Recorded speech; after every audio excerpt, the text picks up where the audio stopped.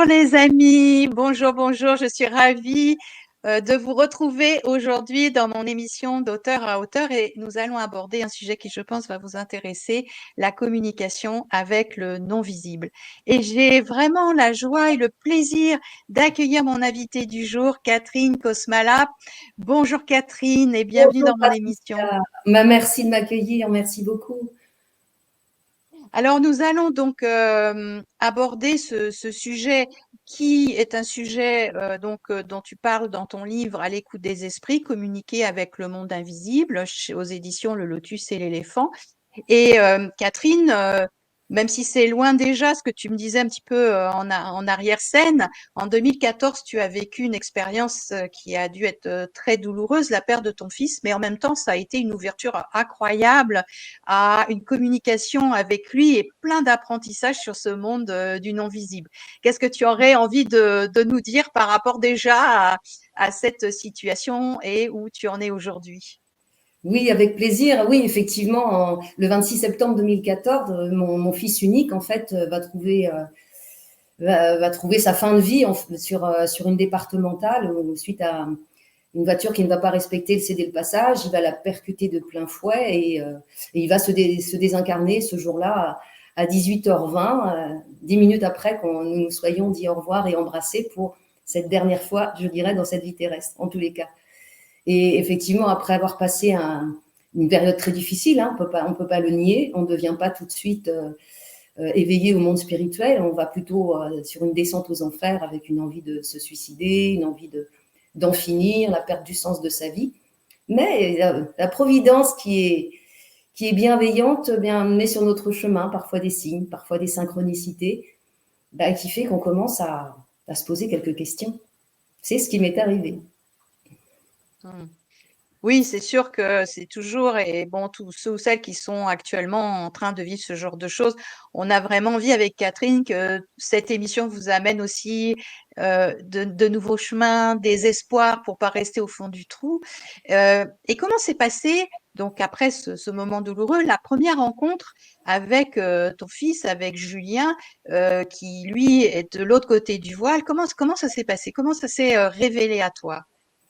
Ben, écoute, après justement des signes comme ça, comme tout le monde peut en avoir, hein, je suis sûre que s'il y a des personnes qui nous écoutent qui ont perdu quelqu'un, ben, savent qu'on peut avoir des cœurs sur notre chemin, qu'on peut avoir des plumes, des oiseaux, des synchronicités incroyables, telles que je vais vous raconter, si tu me le permets, qui m'a vraiment bluffé, et c'est celle qui m'a secoué le plus. C'est lorsqu'un jour, je suis sur la Nationale 10 pour aller à mon travail, et en fait, je suis dans les bouchons, on est le mercredi, le lundi, c'était mon anniversaire et le vendredi, je partais en déplacement. Et en fait, je suis dans ma voiture et je pense tout haut. Et je dis à Julien, bah, dis donc, pas de petit signe pour mon anniversaire cette année. Et en fait, il y a un camion qui me fait une queue de poisson en arrivant sur ma droite qui se colle devant moi. Donc, je pile. Et qu'est-ce que je vois sur la porte du camion? Eh bien, comme une petite carte postale avec un petit garçon assis en tailleur. Et c'est marqué bon anniversaire et bon voyage. Donc là, j'avoue que je me suis dit, il se passe quelque chose. Et j'ai Ah commencé oui, à… Oui, c'est celle-ci ça me donne vraiment. la chair de poule, hein. Ouais, j'ai dit, mais ça répond immédiatement à une question que je pose et c'est tellement à propos, quoi. Donc le hasard, bon, je veux bien le hasard, mais il y en aura d'autres des comme ça, très surprenantes. Alors, il m'a pris l'idée de dire à Julien, bah écoute, je sais pas, mais tu dois être quelque part et je te promets que je vais te retrouver. Et donc, Mmh. j'ai commencé à m'ouvrir à tout ça et la providence bienveillante m'a fait rencontrer des personnes. Je suis allée dans des conférences où il y avait des médiumnités en salle. Ma première médiumnité en salle, époustouflante, où je suis tout au fond de la salle, il y a 200 personnes et le médium, à l'époque, Alain-Joseph Bellet, pointe son doigt devant moi et il me dit 26 septembre 2014, accident. Il me raconte des trucs, mais je suis bouleversée, quoi. Et je me dis, il faut que j'en sache plus, c'est pas possible, quoi. Il se passe quelque chose. Forcément, il est quelque part s'il se passe des événements comme ça. Donc, j'ai commencé à un peu enquêter, hein. C'est l'objet un petit peu de ce livre que je partage. Et puis, donc, après avoir rencontré certains médiums, des bons médiums, d'autres qui ont la moralité qu'ils ont, hein, je laisse à chacun l'interprétation qu'il peut faire des personnes qu'il rencontre. Et après, eh ben, ça a été ma rencontre avec l'IFRES. Et l'IFRES, qui est donc l'Institut français de recherche et d'expérimentation Spirit, qui travaille sur le ex-transcommunication instrumentale, puisqu'aujourd'hui nous parlons de transtechnique depuis peu de temps, et qui, par le biais d'une cellule de contact, me permettra d'avoir le visage de Julien, Brume et d'autres agglomérats, qui vont aussi me faire comprendre qu'il y a peut-être un pont entre nos deux mondes et qu'on n'est peut-être pas si éloignés les uns des autres finalement. Moi qui les imaginais tout en haut, là-haut, là-haut, là, en regardant toujours le ciel, en disant « Ben non, en fait, ils sont là. Ils sont près de nous, ils nous voient, ils nous entendent. » Bien entendu, ils ne font pas que ça, hein, ils travaillent, ils ont aussi leurs activités, et Dieu sait qu'elles sont nombreuses. Et c'est comme ça que j'en suis arrivée sur ce chemin d'éveil que je poursuis, et avec des communications époustouflantes avec Julien, qui sont par le biais toujours de l'IFRES, de Joël, qui est un médium mécanique, c'est-à-dire qu'il se met en état de conscience modifié, autrement dit, il dort, parfois il ronfle d'ailleurs. Et en fait, Julien utilise sa main pour écrire, et il forme un binôme avec Laurie Dutoit, qui est cofondatrice également de l'IFRES, qui va retirer les feuilles une à une et faire la relecture, parce que Joël est dans la capacité de le faire, et va s'instaurer une conversation.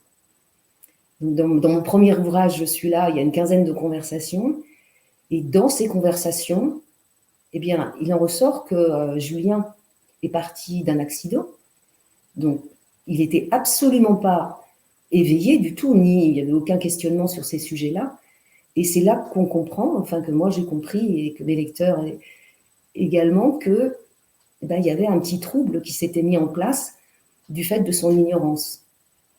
Et c'est pour ça que le message principal que je porte dans toutes mes conférences, et ici, Patricia, parce que tu me permets de prendre la parole, c'est que l'importance de s'éveiller à ces choses-là. Parce que quand le jour où il y a le passage, bien, étant éveillé à ces choses-là, pour nous, ce n'est pas une découverte, c'est une évidence. Et le chemin continue sans difficulté. Alors, il y a plein de questions qui me viennent, en plus de celles que j'avais préparées, mais il y a justement cette idée qui est portée par d'autres cultures, et je pense à des cultures plus ancestrales, que on prépare finalement, on peut préparer sa mort toute sa vie. Moi, c'est un terme que j'aime pas trop utiliser, la mort, parce que je parle plus de transition, voilà, vers autre chose. Parce que la mort, on se dirait que c'est une fin, mais en fait, est-ce que c'est vraiment une fin ou plutôt un début à autre chose? Donc, on retrouve ces idées-là. Et là, quand tu dis en fait qu'il y avait un trouble, donc du côté de Julien, sur le fait que il savait pas, il n'était pas connecté à ça. En quoi c'est si important aujourd'hui dans tes conférences, tes expériences, de vraiment s'ouvrir à ces possibilités, que la vie, elle s'arrête pas là, et de pas avoir peur de ce qui peut se passer derrière. En quoi c'est si important pour nos vies en tant qu'âme incarnée? Alors, ce qui est important au moment du départ, et moi je l'ai vécu avec Julien au cours de ces 15 conversations, maintenant il n'en est plus là, parce que l'éveil continue et l'évolution continue, comme pour chacun d'entre nous dans ces deux mondes qui ne sont pas si loin finalement. Eh bien, en fait, quand il s'est désincarné, il savait, la mort n'existant pas, c'est un mot qui ne devrait même plus être dans le vocabulaire, la mort n'existant pas, en fait, et voyageant à la vitesse de la pensée, de l'autre côté, puisque l'espace et le temps n'existent pas, ce sont des notions humaines, eh bien, il s'est retrouvé immédiatement près de moi qui pleurait, où j'avais les gendarmes à la maison. Il essayait de m'appeler, il essayait de me toucher. Et en fait, il ne comprenait pas que j'y arrivais pas. Il était rappelé immédiatement par sa pensée toujours vers le lieu de l'accident. Il se retrouvait dans l'ambulance. Il me parle qu'il entendait le gyrophare. Il voyait son corps. Il ne comprenait pas du tout. Et après, je dirais quelques temps, mais temps terrestre bien sûr, et étant de l'autre côté, il était perdu. Il ne comprenait pas, il n'avait pas conscience de là où il était, ce qui fait qu'il n'était pas du tout ouvert à l'écoute des guides qui l'entouraient et qui étaient là pour l'accueillir et pour lui commencer à lui expliquer sa nouvelle condition. Et ça a duré un certain temps de notre temps terrestre, en tous les cas, où Julien n'entendait pas et ne voyait pas ce qu'il avait autour de lui. Et ce qui m'a fait prendre conscience aussi, c'est que mon frère est parti il y a 1 an, mon frère Thierry est parti il y a 1 an, dans des souffrances terribles suite à une sclérose en plaques. Et lui, il était très éveillé à ça, puisqu'on en parlait, il avait lu mon manuscrit, il avait même assisté à des conversations avec Julien. Et Thierry, quand il est parti, il s'est retrouvé immédiatement à côté de Julien et il lui a dit « bah ça y est, je suis mort », en rigolant. Et il n'a absolument pas eu de trouble. Et Julien donc a été surpris de voir son oncle et il a commencé à le faire voyager et à lui expliquer comment ça se passe, à lui faire visiter un peu, faire un petit état des lieux, l'emmener à des conférences, parce qu'ils font des conférences sur le monde terrestre, de l'autre côté. Donc, ce qui veut dire que les esprits, en fait, on appelle les amis spirituels de l'IFRES, qui sont des esprits qu'on appelle évolués, nous, dans notre langage humain, qui suivent l'IFRES depuis 30 ans, nous ont effectivement expliqué qu'il était primordial de s'intéresser à ces choses-là, sans y penser tous les jours, sans se dire on va mourir, mais juste s'éveiller à la possibilité que lorsqu'on quitte notre corps de biologie, le chemin continue. Pour moi, c'est même pas une renaissance, c'est comme faire tomber son manteau et continuer à marcher. Et quand on n'est pas éveillé à ça, on a tendance à se retourner et rester attaché aux choses de la terre parce qu'on ne comprend pas ce qui va se passer de l'autre côté. Donc pour moi, c'est vraiment primordial. C'est quelque chose dont j'ai pris vraiment conscience à travers ces deux expériences-là et les communications avec le monde invisible.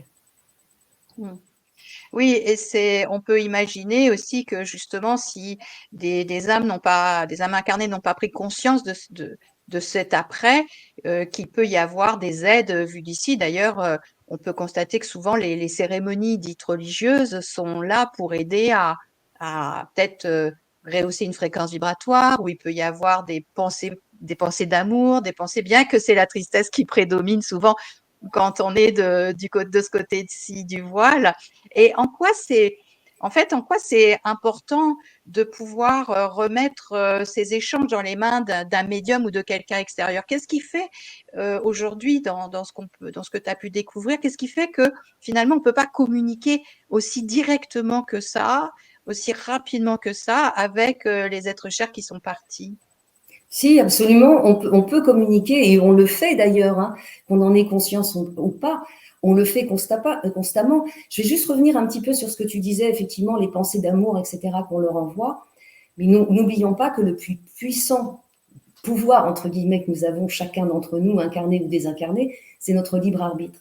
C'est-à-dire qu'une personne qui n'est pas ouverte à tout ça, qui va rester rattachée aux choses de la terre, si par exemple elle est en colère ou il y a des rancœurs ou autres, la pensée crée la réalité, surtout dans l'autre monde, dans le nôtre aussi, mais surtout dans l'autre monde. Et en fait, on va se créer un monde d'angoisse et un monde de terreur et un monde de rancœur. Et même si on leur envoie des pensées positives, des prières, etc., ça leur met du baume, c'est sûr. Mais tant qu'eux n'ont pas décidé de faire autrement, ça se passera comme ça. Donc c'est ça aussi l'importance de s'éveiller, c'est que notre libre arbitre va nous permettre de nous éveiller directement à tout ça. Après, pour la communication, bien sûr qu'on communique, mais même, je te remercie de cette question, c'est presque le message le plus important. C'est que quotidiennement, quand on parle, quand on pense à nos défunts, ils nous entendent, ils nous voient. La plus grosse frustration qu'on ait, c'est qu'effectivement, quand on n'est pas un médium patent, parce que nous sommes tous médiums, hein, tous médiums, on entend ça partout, mais notre condition d'esprit incarné fait que cette condition-là est inhérente à l'ensemble d'entre nous. Nous sommes des esprits venant du monde invisible qui avons revêtu une biologie. Donc on a exactement les mêmes possibilités qui sont plus ou moins développées, plus ou moins, je dirais, censurées par notre mental. Mais en fait, on communique, et tout le monde le vit à travers les rêves, par exemple. Quand on voit ses défunts et qu'on se réveille le lendemain, on a vu une grand-mère, un grand-père, un enfant, et on se réveille avec une espèce de sensation, des papillons dans le ventre, et on dit, mais si, je l'ai vraiment vécu. Ben oui, ne doutez pas, vous l'avez vraiment vécu. Ça s'est vraiment passé. Pendant notre sommeil, notre corps biologique, lui, a besoin de se réparer, de se reposer, les organes de se régénérer, mais notre esprit, lui, il dort jamais. Il n'en a pas besoin du sommeil.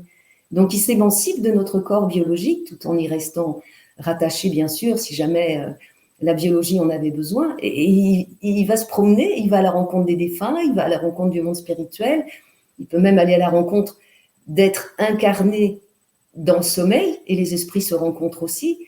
Donc oui, déjà à travers le sommeil, à travers les signes. On sait que ce sont des clins d'œil que nous font le monde invisible, les synchronicités qui font que deux événements qui n'ont rien à voir l'un avec l'autre se mettent en mouvement pour se rencontrer, et ça nous parle, et ça ne parle pas à notre voisin.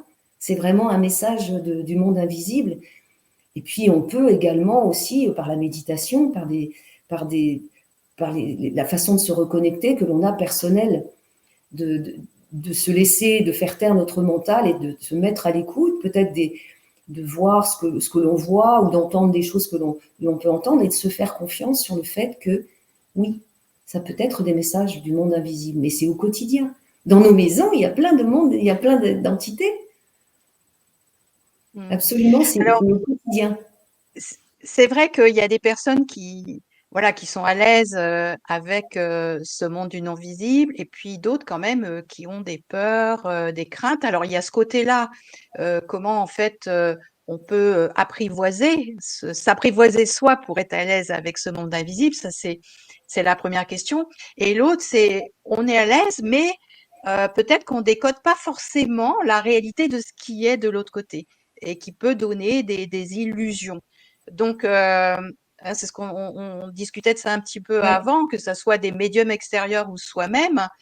Comment on peut, enfin, de par ton expérience aujourd'hui, de ce que tu comprends et de ce que tu as appris de cette interrelation avec les esprits, avec les identités qui sont finalement, qui ont transité de l'autre côté du voile, comment on peut naviguer avec ça? Entre les peurs, on n'y va pas, on y va, mais est-ce que par hasard je décode bien cette réalité? Où tu en es dans ces compréhensions, toi, aujourd'hui? Oui, il y a plusieurs choses effectivement dans ta question. La première, c'est que nous, humains, on essaye de tout conceptualiser. C'est-à-dire qu'on voudrait qu'on nous dise, ils ressemblent à ça, ils font ça. On voudrait une représentation humaine du monde invisible. Et ça, c'est pas possible. Parce que de l'autre côté, chacun crée sa réalité. Julien m'a dit un jour, bah, ça y est, maman, ma maison sous le soleil, je l'ai. Il a créé sa maison sous le soleil. Et en fait, nous, je pense que notre plus grosse difficulté, nous, humains, c'est qu'on veut conceptualiser. Et je crois qu'il faut lâcher ça. Parce qu'on n'aura jamais une représentation exhaustive de ce qu'il y a de l'autre côté, même quand nous y serons. Chacun peut expliquer des choses qu'il vit de l'autre côté, nous le transmettre, en sachant que toutes les transmissions, qu'elles soient par nous-mêmes ou par des médiums, sont teintées de notre histoire à nous. C'est-à-dire qu'une pensée qui nous est transmise, même à travers un médium, le meilleur soit-il, cette pensée pure, elle est toujours teintée de l'histoire du médium, de son vocabulaire, de sa bibliothèque, de ses souvenirs, de son histoire. Et c'est toujours une interprétation de la pensée du monde invisible. Donc une fois qu'on a admis ça, et que ça ne nous fait pas de mal, parce que bien sûr, il faut éviter d'aller chercher des contacts avec des entités que j'appelle joueuses, hein, mais qui ne sont pas forcément la bonne solution pour nous, parce qu'elles peuvent finir par nous obséder si on n'y prend pas garde. Donc à partir du moment où on se dit le monde invisible, de toute façon, je ne saurais jamais rien. On ne sait pas. Chacun reçoit quelque chose qu'il teinte. C'est comme une lumière, si tu veux qu'on passe à travers un verre. Plus le verre est de cristal et transparent, plus le contenant est transparent, plus la pensée pure, elle passera. Mais elle sera quand même déviée.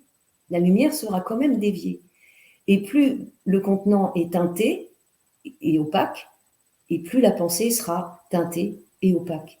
Mais dans chacune des pensées qui nous sont transmises, il y a cette pépite qui est le contenu du message.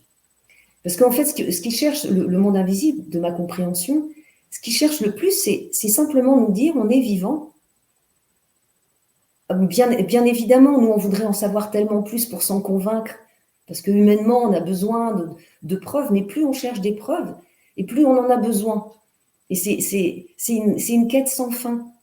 C'est au bout d'un moment, quand on s'éveille, en fait, et qu'on a envie de s'ouvrir à ce monde d'où on vient, c'est comme une évidence. C'est plus le mental qui dit ah oui parce que alors ok. Non, c'est une évidence. C'est comme respirer. On se pose plus la question sur les ondes qui nous entourent en se disant je les vois pas, elles n'existent pas. Et là, c'est pareil. Une fois qu'on a admis ça, qu'on se dit, voilà, c'est évident pour moi, alors on peut avoir une quête et la quête devient différente. Les questions, en tous les cas, pour moi, ça s'est passé. Les questions, ça s'est passé comme ça. Les questions que je me suis posées, c'est plutôt, est-ce qu'on perd son individualité? Est-ce qu'on est oisif? J'imaginais pas d'être oisif pendant l'éternité. Qu'est-ce qu'on fait de l'autre côté? Est-ce qu'on revoit des êtres aimés? Est-ce qu'on se retrouve tous? En fait, c'est des questions de cet ordre-là qui sont simples. Mais on ne pourra jamais conceptualiser le monde invisible. Je crois il faut admettre que nous sommes des êtres imparfaits dans un monde imparfait et qu'on n'aura pas accès à ça avant de rejoindre le grand tout. Et c'est pas pour demain. Oui, et, c'est vrai que quand on entend, et j'ai écouté aussi pas mal d'émissions sur des parcelles de vision, en fait, on va se rendre compte qu'il y a des points communs, mais qu'il y a ensuite des visions qui sont différentes. Et tu expliques très bien ce prisme, en fait, par lequel la pensée pure passe. Ça m'a évoqué une question. Je repensais à une amie qui a perdu sa sœur il y a quelques années, et puis on discutait justement sur l'impact d'une médiumnité. Pourquoi n'irait-elle pas questionner un médium pour savoir comment sa sœur va? Et là, elle me dit, mais j'ai peur que si je vais voir un médium, en fait, derrière ça, je vais passer ma vie à vouloir savoir comment elle va, et je risque d'oublier la mienne pour être réconfortée et devenir peut-être addict Oui, à la médiumnité. Il y a ça aussi qui existe. Et comment faire en fait pour pas bien sûr, échanger avec les êtres chers, que ce soit par l'intermédiaire d'un médium, d'outils ou soit, mais comment ne pas louper sa vie d'ici, tout en s'ouvrant à l'invisible? oui, c'est très important ta question parce que effectivement, je pense qu'il faut se demander pourquoi je veux un contact et qu'est-ce que je vais faire de ce contact. Parce que ce qui est important en fait à l'issue des contacts, c'est de cheminer avec ça. Ces contacts, ils sont faits pour que on s'éveille, pour que nous aussi nous grandissions, et pas pour essayer de reconstruire une relation qui existait avant et qui ne peut plus exister aujourd'hui. Et l'addiction, et moi j'ai accompagné quelques mamans qui font le tour de la France et qui ont dépensé tout leur argent, qui ont explosé leur famille et qui ne vivent plus leur vie dans leur réalité parce qu'elles recherchent à renouer cette relation qui ne peut plus exister telle qu'elle était avant. C'est un autre type de relation. Donc il faut toujours se poser la question, pourquoi? Qu'est-ce que je cherche? Est-ce que je cherche, moi, à m'oublier et voilà, à transformer ce chagrin en une relation et une vie par procuration? Et là effectivement, c'est très embêtant. Ce qui est important, c'est le chemin qu'on parcourt entre les séances que l'on fait. Et ça, c'est vraiment primordial et c'est extrêmement important parce que on devient très vite addict. Parce qu'effectivement, comme tu me dis, à un moment, quand on a ce contact, ça nous fait tellement de bien qu'on a envie à nouveau qu'il réapparaisse et qu'on continue. Mais des bons médiums, des personnes qui sont vraiment avec une très bonne moralité, vous dira systématiquement non, pas avant 6 mois, pas avant un an. S'il y a des médiums qui nous disent de revenir toutes les semaines, il faut se poser des questions. Et ce qui est primordial lorsqu'on a un contact, c'est de systématiquement avoir des signes de reconnaissance, bien sûr des événements, mais comme on dit, on peut trouver les événements, les souvenirs sur les réseaux sociaux, etc. Mais il y a une chose que le médium ne peut pas deviner, c'est la personnalité de notre défunt, les mots qu'il employait, sa façon d'être.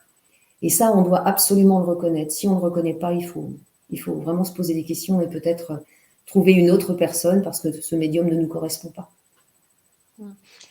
Oui, c'est important que tu donnes ces signes de reconnaissance, parce que quand on est dans la peine ou dans le désir absolu de pouvoir communiquer avec son être cher, on peut oublier tout ça et puis prendre totalement pour argent comptant finalement ce que l'on nous dit, et ça peut-être aussi contribue à cette forme d'addiction finalement qui Oui, peut je l'ai se... vécu, hein. Je l'ai vécu, j'ai fait cette expérience-là, je suis tombée dans cet écueil et en fait, on me disait des choses et je reconnaissais rien. Et quand je disais, mais non, bah, on me disait, si, vous allez voir, ça va se passer plus tard, et j'attends encore. Et en fait, dès qu'il y a des choses comme ça, et d'où l'importance de rester bien ancré dans sa vie, parce que notre vie est importante. Et nous avons la responsabilité de nos vies et de nos choix.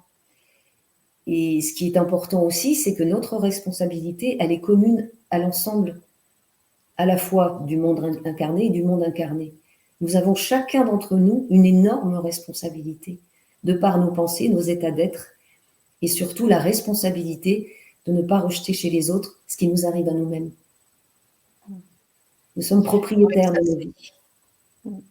c'est super. Alors, dans ton livre, à un moment, tu abordes des questions qui sont posées par le plus grand nombre, parce que par exemple, j'en ai noté quelques-unes. Est-ce que le chagrin freine l'élévation de nos défunts, par exemple? Ben non, bien sûr que non. Et ça, c'est vrai qu'en conférence, j'ai souvent cette question. Bien sûr que non. Ces larmes que nous versons sont des larmes d'amour. Et peut-être que même les larmes sont l'émotion la plus sincère que nous, les êtres humains, nous soyons en capacité de ressentir. Et chacune de ces larmes qui s'évaporent sont des énergies d'amour incroyables. Bien sûr, il ne faut pas pleurer pendant l'éternité. Mais quand on perd un être cher, ce sont des larmes d'amour que l'on verse, bien plus que des larmes de tristesse. Bien sûr, si on pleure sur notre sort, etc., ça transforme l'énergie. Mais quand on pleure parce qu'on aime tellement la personne qui s'est désincarnée et qu'elle nous manque, ce sont des larmes d'amour. Et de l'autre côté, ils nous voient, ils nous entourent de leurs atmosphères, ils font comme ils peuvent, mais ils savent qu'on va pleurer. C'est sûr, et ça les retient pas, ça les empêche pas d'évoluer. Je trouve d'ailleurs que nous sommes très présomptueux. Comment pouvons-nous retenir une entité alors qu'on n'arrive même pas à retenir un ami qui veut s'en aller?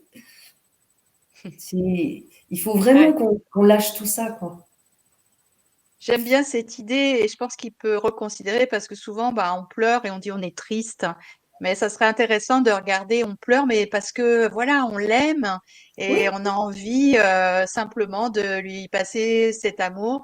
D'ailleurs, dans des cultures, on fait la fête oui, quand il y a ces transitions. Nous sommes dans une culture où c'est plutôt lourd, difficile, mais il y oui. a des cultures dans le monde entier qui, au contraire, ont compris et vivent ça de l'intérieur. Ça ne veut pas dire que, comment dire, ça va pas manquer pendant un certain temps, mais il y a une joie, une fête d'une transition qui s'est vraiment passée avec aisance et facilité. Oui, parce que dans certains coins du monde, de notre monde, eh ben, il y a cette connaissance et cette conscience, cette évidence qu'en fait, quelqu'un qui quitte la Terre, il est dans une meilleure condition que nous qui y restons.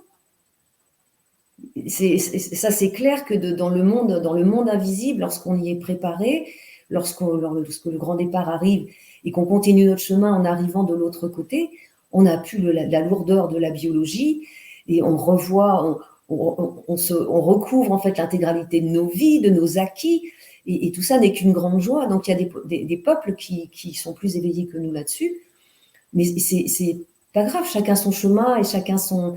Il y a pas d'urgence en fait à franchir ce chemin. Le principal, c'est d'être en mouvement, je pense. C'est ça, et ça me rappelle ce que tu dis.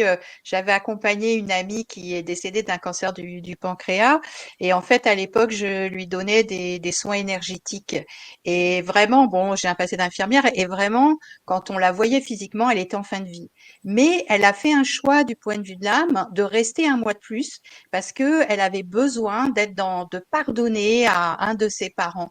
Et une fois qu'elle a transité, le premier message qu'elle a fait, elle dit: «Oh, mais si j'avais su, je serais Oui. partie plus tôt parce que le corps physique, quelle galère, quoi.» Mais Et c'est ce que exactement ça m'a fait rappeler ce souvenir-là. C'est vrai que ça, c'est clair. Maintenant, effectivement, prudence, et j'en parle aussi dans mon livre, que s'il y a des personnes fragiles qui nous écoutent, le suicide, c'est pas la solution. Parce que, en fait, lorsqu'on décide d'arrêter volontairement son existence, pourquoi pas? Enfin, personne ne peut juger. Et nous sommes qui pour juger? Même de l'autre côté, on ne nous juge pas. Donc, par contre, vous êtes absolument pas sûr de rejoindre ou votre enfant ou votre aimé, parce que c'est un acte. Quand on fait cet acte, on est dans un certain état d'esprit, et la réalité qui va vite s'imposer dans cet état d'esprit, C'est pas la joie. Ouais.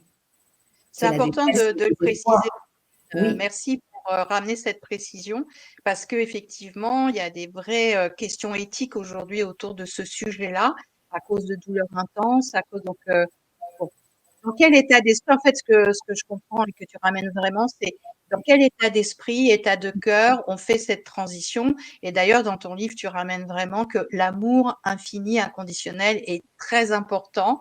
Et donc, est-ce que tu veux bien nous dire et nous rappeler en quoi cet amour infini est important au moment de de ce grand départ? ouais, c'est ça, cet amour infini, cet amour inconditionnel que l'on cherche désespérément sur la terre. Arrêtez, on ne trouvera pas, il n'existe pas sur Terre. On est dans notre biologie, avec nos sens, on est en capacité, notre mental, on est en capacité de le ressentir ou de le donner. Mais au moment du départ, effectivement, là je parlais du suicide de désespoir. Maintenant, quand une personne, par la souffrance, par la douleur, là je livre mon opinion à travers ces 10 années d'enquête que j'ai menées, tout dépend de l'état d'esprit quand on part. Si effectivement le corps, et tu l'as très bien exprimé, l'esprit de cet ami a décidé par sa volonté de rester plus longtemps, la puissance de l'esprit qui peut aussi dire non, j'arrête. Et en fait, c'est extrêmement important. Et au moment où on dit j'arrête pour des douleurs, pour des raisons, parce qu'on sait que de toute façon, on est en train de traîner notre biologie, mais qu'à un moment, de toute façon, elle va s'arrêter. Si notre état d'esprit, comme mon frère, hein, parce qu'il a été en soins palliatifs, etc., était dans la joie et l'évidence de la libération, c'est pour ça qu'il est arrivé tout de suite là-bas. Mais quand on est dans le départ par le suicide de désespoir, on se crée une réalité de suicide de désespoir. Mmh. Et là, la réalité devient sombre. Mmh. Oui, ça ramène Chaque suicide, effectivement effectivement, l'intention, l'idée, l'esprit crée une réalité. Donc, c'est ce qu'on entend dans beaucoup de philosophies aujourd'hui, hein, chez beaucoup d'auteurs ou de philosophes. Mais donc, ce que tu nous ramènes, c'est que c'est vrai, enfin, c'est juste ça aussi, dans cette autre réalité, sauf que ça va beaucoup plus vite parce qu'il n'y a plus l'intermédiaire de la matière qui ralentit un peu le processus, hein. oui, et nous, on ne se rend pas compte, mais au quotidien, on sait qu'il n'y a pas d'espace et de temps, on sait que tout existe déjà, rien ne se crée, tout existe. C'est-à-dire que chacune de nos pensées, elle existe déjà. L'univers incommensurable est peuplé de ces informations. Et ces informations, nous, par notre mental et nos pensées, on peut en capter une et en faire une réalité. On ne se rend pas compte à tel point on interagit avec l'incommensurable. Mais quand on est de l'autre côté, on est dans l'incommensurable. Et là, la réalité se crée immédiatement. Je veux aller au Pérou, comme mon fils il a dit, je vais au Pérou, je lui dis comment tu fais, boum, le stylo s'arrête, il revient, il me dit voilà, j'y suis allé. Bon, d'accord. Donc tout est à la vitesse de la pensée, y compris les réalités que l'on se crée, et c'est des réalités qu'on a l'impression qui sont physiques, avec les émotions associées. Donc réfléchissons bien. Tout est juste, mais posons-nous juste la question, ce qui est bon pour nous. Qu'est-ce que notre cœur veut? Parce que toutes les réponses sont en nous. Mmh. Alors, tu parlais de l'IFRES, donc je pense que c'est intéressant. Comment tu collabores aujourd'hui avec l'IFRES? Alors avec l'IFRES, je suis membre actif maintenant de l'IFRES. Hein, je fais partie des membres de l'IFRES maintenant depuis 9 ans. Et en fait, ce qui est extraordinaire, c'est que dans cette cellule de contact, dont on n'aura peut-être pas le temps de trop de parler aujourd'hui, en tous les cas, en transcommunication, plutôt en transtechnique aujourd'hui, j'arrive à avoir des interactions intelligibles avec mon fils. C'est-à-dire que je lui demande, dans cette brume, ces lasers, etc., de mettre une empreinte, par exemple, de ses initiales, JK, et il le fait. Donc, c'est-à-dire que je suis dans la cellule de contact, je lui demande de me faire ses initiales, parce que là, c'est incontestable. Il me le fait. Je lui ai demandé de me faire des mains, il m'a fait des mains. Je lui ai demandé de faire un certain nombre de choses. J'en ai une quinzaine comme ça. Il y a les images dans mon livre, au milieu du livre. Et quand il le peut, il le fait. Je dis quand il le peut, parce que parfois je lui ai dit, mais pourquoi tu fais pas à chaque fois? Ce serait tellement génial pour faire avancer, pour faire évoluer un petit peu notre humanité.